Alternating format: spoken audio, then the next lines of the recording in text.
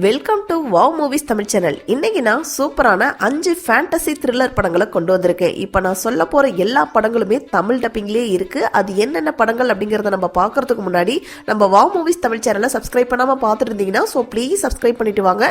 இந்த வீடியோ உங்களுக்கு பிடிச்சிருந்துச்சுன்னா மறக்காம ஒரு லைக் போடுங்க. இப்போ வாங்க நம்ம வீடியோக்குள்ள போகலாம். இப்போ நம்ம ஃபர்ஸ்டா பார்க்க போற படம் 2022 வருஷம் தெலுங்குல ரிலீஸ் ஆன பிம்பிசாரா அப்படிங்கிற ஒரு சூப்பரான ஃபேண்டசி த்ரில்லர் படம்.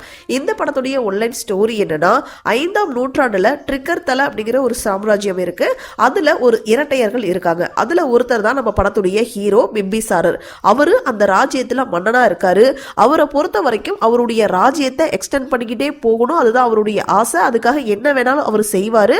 அந்த நாட்டு மக்கள் அவர் சொல்றதை கேட்டு அவருக்கு அடிபணிஞ்சு பயந்துதான் நடக்கணும், அதுதான் அவருடைய எண்ணம். சோ இப்படிப்பட்ட நம்ம ஹீரோவுடைய கையில ஒரு வித்தியாசமான டைம் டிராவல் பண்ணக்கூடிய ஒரு பொருள் கிடைக்குது. அதுக்கப்புறம் இந்த கதையில என்ன மாதிரியான சம்பவங்கள் நடந்துச்சு, சோ இந்த கதையில அவருடைய தம்பிக்கு என்னதான் பங்கு அப்படிங்கிறது தான் இந்த படத்துடைய மீதி கதை. சோ இந்த படத்துடைய பாசிட்டிவ் அப்படின்னா ஒரு டிஃப்ரெண்டான ஒரு கான்செப்டை கையில எடுத்திருக்காங்க. பொதுவா டைம் டிராவல் அப்படின்னா பிரசன்ட்ல இருந்து பாஸ்டுக்கு போற மாதிரி தான் எடுத்திருக்காங்க. பட் இந்த படத்துல கொஞ்சம் வித்தியாசமா ட்ரை பண்ணிருக்காங்க. அதெல்லாம் நல்லாவே இருந்துச்சு. படம் ஸ்டார்ட் ஆனதுல இருந்து த்ரூ அவுட் கிளைமேக்ஸ் வரைக்கும் எனக்கு பெருசா எங்கேயுமே போர் அடிக்கல. நல்லா இன்ட்ரெஸ்டிங்காகவும் சுவாரஸ்யமாகவும் கொண்டு போயிருந்தாங்க. படத்துடைய சினிமோட்டோகிராஃபியை பத்தி சொல்லணும் அப்படின்னா 5ஆம் நூற்றாண்டு காலகட்டத்தையும் சரி, இப்ப இருக்கக்கூடிய பிரசன்ட் காலகட்டத்தையும் சரி நல்லாவே ஒளிப்பதிவு பண்ணியிருக்காங்க. இந்த படத்தில் நடிச்சிருந்த ஹீரோவுடைய ஆக்டிங் ரொம்ப சூப்பராகவே இருந்துச்சு. இந்த படத்துடைய நெகட்டிவ் அப்படின்னு பார்த்தீங்கன்னா சில கமர்ஷியல் விஷயங்களும் இருக்கு, சின்ன சின்ன லாஜிக் மிஸ்டேக்ஸும் இருக்கதான் செய்யுது. பட் ஓவராலா பார்த்தீங்கன்னா இந்த படம் ஒரு நல்ல படம் தான். நீங்க தாராளமா ஃபேமிலியோட பார்த்து என்ஜாய் பண்ணலாம். பெருசா அடல் கண்டெல்லாம் இல்ல. இந்த மூவியை நீங்க பார்க்கணும் நினைச்சீங்கன்னா G5ல தமிழ் டப்பிங்லேயே அவைலபிளா இருக்கு. IMDbல 10க்கு 6.8 ரேட்டிங்ஸ் கொடுத்துருக்காங்க. பார்க்கணும்னு நினைக்கிறவங்க ஒன் டைம் ட்ரை பண்ணுங்க. இப்ப நம்ம ரெண்டாவதா பார்க்க போற படம் 2019 வருஷம் கன்னடத்துல ரிலீஸ் ஆன அவனி ஸ்ரீமன் நாராயணா அப்படிங்கிற ஒரு ஃபேண்டசி த்ரில்லர் படம். இந்த படத்துடைய ஒன்லைன் ஸ்டோரி என்னன்னா, படத்துடைய ஸ்டார்டிங் சீரியலையே அமராவதி அப்படிங்கிற ஒரு ஊரை காட்டுறாங்க. அந்த ஊருக்குள்ள போயிட்டு இருக்கக்கூடிய ஒரு ட்ரெயின்ல அரசாங்கத்துக்கு சொந்தமான ஒரு பொக்கிஷம் இருந்திருக்கு. அந்த பொக்கிஷத்தை ஒரு நாடக குரூப் கொள்ளையடிச்சிடுறாங்க. இந்த விஷயத்த தெரிஞ்ச அகிரா அப்படிங்கிற ஒரு குரூப் அந்த கொள்ளையடிச்ச 5-6 பேர்ல 5 பேர் தான் சுட்டு கொண்டுடுறாங்க. ஒருத்தர் மட்டும் தான் உயிரோட இருக்காங்க. அந்த நேரத்துல அவங்க கொண்டு வந்த புதையல் எங்கன்னு தேடி பார்க்கும்போது அங்க அந்த புதையல் இல்ல.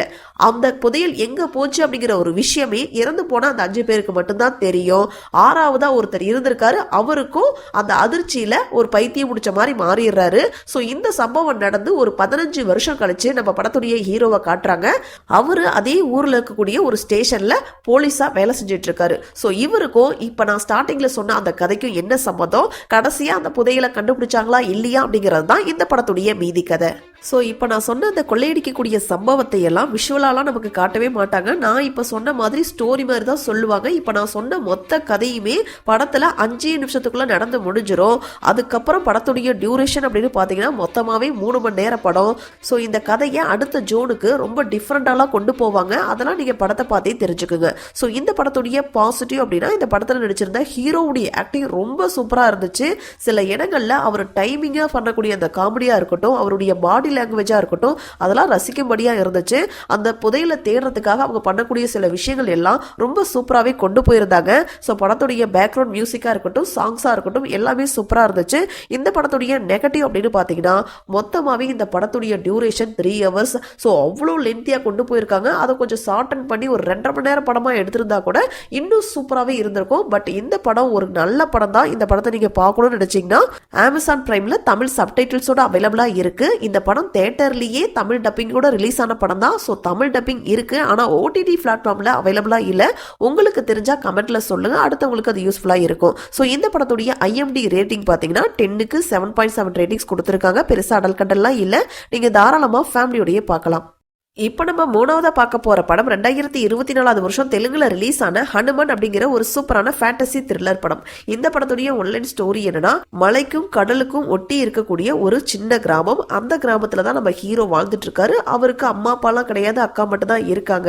ஸோ இவருடைய ஸ்கூல் ஃப்ரெண்ட், அதாவது சின்ன வயசு ஃப்ரெண்டு ஒருத்தங்க இருக்காங்க. அவங்க தான் நம்ம படத்துடைய ஹீரோயின்.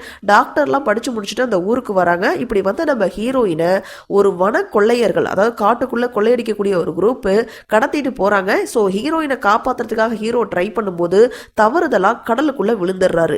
இப்படி நார்மல் மனுஷனா கடலுக்குள்ள விழுந்த நம்ம ஹீரோ திரும்ப உயிர் பிழைச்சு வரும்போது ஒரு அதீத சக்தி உடையவரா வெளியே வராரு. அதுக்கப்புறம் நம்ம ஹீரோவுடைய லைஃப்ல என்னென்ன மாதிரியான சம்பவங்கள் நடக்குது அப்படிங்கிறது தான் இந்த படத்துடைய மீதி கதை.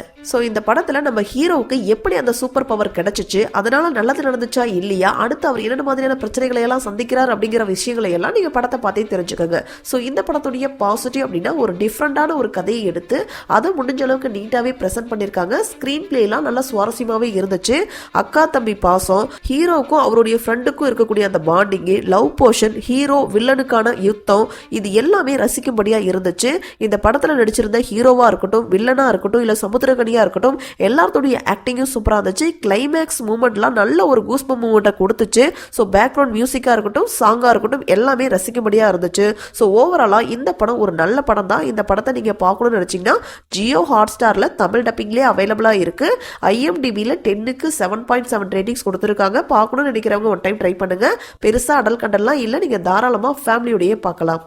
இப்போ நம்ம நாலாவதா பார்க்க போற படம் 2022 வருஷம் ஹிந்தில ரிலீஸ் ஆன பிரம்மாஸ்திரா பார்ட் 1 அப்படிங்கிற ஒரு ஃபேண்டசி த்ரில்லர் படம். இந்த படத்துடைய ஒன்லைன் ஸ்டோரி என்னன்னா, எல்லா அஸ்திரங்களுக்கும் மேலான அதிகமான சக்தியை படைச்ச பிரம்மாஸ்திராவுடைய பாகங்கள் வேற வேற நபர்கள் கிட்ட பிரிஞ்சு இருக்கு.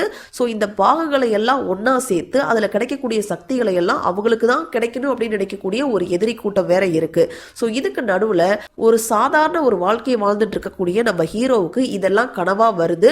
ஹீரோவுக்குள்ள இருக்கக்கூடிய சக்தி தான் என்ன, எல்லா பாகங்களும் கடைசியா ஒண்ணு சேர்ந்துச்சா இல்லையா அப்படிங்கிறது தான் இந்த படத்துடைய மீதி கதை. ஸோ இந்த படத்துடைய பாசிட்டிவ் அப்படின்னா CG work, graphics, camera work, sound effect, editing அப்படின்னே சொல்லலாம். டெக்னிக்கல் ஆஸ்பெக்ட்ல இந்த படத்தை பார்த்தீங்கன்னா கண்டிப்பா உங்களுக்கு பிடிக்கும். அடுத்ததான் இந்த படத்துடைய பாசிட்டிவ் அப்படின்னா இந்த படத்துல நடிச்சிருந்த எல்லாத்துடைய ஆக்டிங்கும் சூப்பரா இருந்துச்சு. குறிப்பா கெஸ்ட் ரோல்ல வந்த ஷாருக்கானா இருக்கட்டும், இல்ல நாகார்ஜுனாவுடைய ஆக்டிங்கா இருக்கட்டும், சூப்பரா இருந்துச்சு. அவங்க வந்த அந்த போர்ஷன் எல்லாம் கொஞ்சம் ரசிக்கும்படியாவே இருந்துச்சு. படத்துடைய கதையே கொஞ்சம் வித்தியாசமான கதை அப்படிங்கிறதுனால முடிஞ்ச அளவுக்கு ரசிக்கும்படியா தான் எடுத்திருந்தாங்க. இந்த படத்துடைய நெகட்டிவ் அப்படின்னு பாத்தீங்கன்னா, இந்த மூவியுடைய மைய கருவே காதல் அப்படின்னு சொல்றாங்க. பட் அந்த காதல் காட்சிகளை காட்சிப்படுத்தின விதம் பெருசா எமோஷனலா கனெக்ட் ஆக முடியல. இந்த லவ் போர்ஷனை தவிர்த்துட்டு பாத்தீங்க அப்படின்னா இந்த படம் ஒரு நல்ல படம் தான். இந்த படத்தை நீங்க பார்க்கணும்னு நினைச்சீங்கன்னா ஜியோ ஹாட்ஸ்டார்ல தமிழ் டப்பிங்லேயே அவைலபிளா இருக்கு. IMDbல 10க்கு 5.6 ரேட்டிங்ஸ் கொடுத்துருக்காங்க. பெருசா அடல் கண்டெல்லாம் இல்லை, நீங்க தாராளமா ஃபேமிலியோடய பார்க்கலாம். இப்போ நம்ம லாஸ்டா பார்க்க போற படம் 2024 வருஷம் தெலுங்குல ரிலீஸ் ஆன கா அப்படிங்கிற ஒரு த்ரில்லர் படம். இந்த படம் இப்பதான் இந்த வருஷம் தான் OTTல ரிலீஸ் ஆச்சு. இந்த படத்துடைய ஒன்லைன் ஸ்டோரி என்னன்னா, நம்ம படத்துடைய ஹீரோ ஒரு கிராமத்துல டெம்பரவரி போஸ்ட்மேனா வேலை செஞ்சுட்டு இருக்காரு. இவரை பொறுத்த வரைக்கும் அம்மா அப்பாலாம் யாரும் கிடையாது, ஒரு ஆர்பனேஜ்ல தான் வளர்ந்தவர். ஹீரோவை பொறுத்த வரைக்கும் அங்க எந்த ஒரு லெட்டர் வந்தாலும் அந்த லெட்டரை பிரிச்சு படிக்கிறது அவருடைய ஒரு வழக்கம். ஸோ இப்படிப்பட்ட நம்ம ஹீரோவை ஒரு முகமூடி போட்ட ஒரு நபர் கடத்தி கொண்டு போய் ஒரு ரூமுக்குள்ள அடைச்சு வச்சிடறாரு. அப்ப நம்ம ஹீரோவுக்கு முன்னாடி ஹிப்னாட்டிசம் பண்ணக்கூடிய ஒரு மிஷினையும் வைக்கிறாரு. அதன் மூலமா நம்ம ஹீரோவுடைய லைஃப்ல பாஸ்ட்ல நடந்த சில சம்பவங்களை மட்டும் அந்த முகமூடி போட்ட நபர் கண்டுபிடிக்கணும்னு நினைக்கிறாரு. சோ இந்த முகமூடி போட்ட நபர் யாரு, அவரு நம்ம ஹீரோ கிட்ட இருந்து என்ன விஷயத்தை தெரிஞ்சுக்க ஆசைப்படுறாரு, ஹீரோவுடைய பாஸ்ட்ல என்ன மாதிரியான சம்பவங்கள் நடந்துச்சு அப்படிங்கிறது தான் இந்த படத்துடைய மீதி கதை. ஸோ இந்த படத்துடைய பாசிட்டிவ் அப்படின்னா ஒரு டிஃப்ரெண்டான ஒரு ஸ்டோரியை எடுத்து அதை முடிஞ்ச அளவுக்கு நீட்டாகவே ப்ரெசென்ட் பண்ணியிருக்காங்க. எப்படா இப்படிப்பட்ட கதையெல்லாம் யோசிக்கிறீங்க அப்படிங்கிற மாதிரி தான் இருந்துச்சு. படத்தில் என்ன நடக்குது அப்படிங்கிறது நீங்கள் கிளைமேக்ஸ் பார்க்குற வரைக்குமே உங்களுக்கு புரியாது. அவ்வளோ மல்டிபிள் ஸ்டோரி வரும் இந்த படத்தில். ஸோ அதெல்லாம் ஒரு இடத்துல லிங்க் ஆகும். அதெல்லாம் நீங்கள் கிளைமேக்ஸ் பார்த்தா தான் உங்களுக்கு புரியும். படத்தில் நிறைய ட்விஸ்ட் இருக்குது, ஸ்லோவாக தான் போகும், பட் இன்ட்ரெஸ்டிங்காக ஓரளவுக்கு கொண்டு போயிருக்காங்க. ஒரு வித்தியாசமான படங்களை எல்லாம் நான் பார்ப்பேன் அப்படின்னு சொல்கிறாங்க வேணா இந்த படத்தை நீங்கள் தாராளமாக ட்ரை பண்ணலாம். இந்த படத்தை நீங்க பார்க்கணும்னு நினைச்சீங்கன்னா Amazon Primeல தமிழ் டப்பிங்லேயே அவைலபிளா இருக்கு. IMDbல 10க்கு 7 ரேட்டிங்ஸ் கொடுத்துருக்காங்க. பெருசா அடல் கண்டெல்லாம் இல்லை, நீங்க தாராளமா ஃபேமிலியோடயே பார்க்கலாம். ஸோ இதே மாதிரி சூப்பரான படங்களை பத்தி நீங்க தெரிஞ்சுக்கிறதுக்கு நம்ம வாவ் மூவிஸ் தமிழ் சேனலை மறக்காம சப்ஸ்கிரைப் பண்ணுங்க, லைக் பண்ணுங்க, ஷேர் பண்ணுங்க, கமெண்ட் பண்ணுங்க. தேங்க்யூ.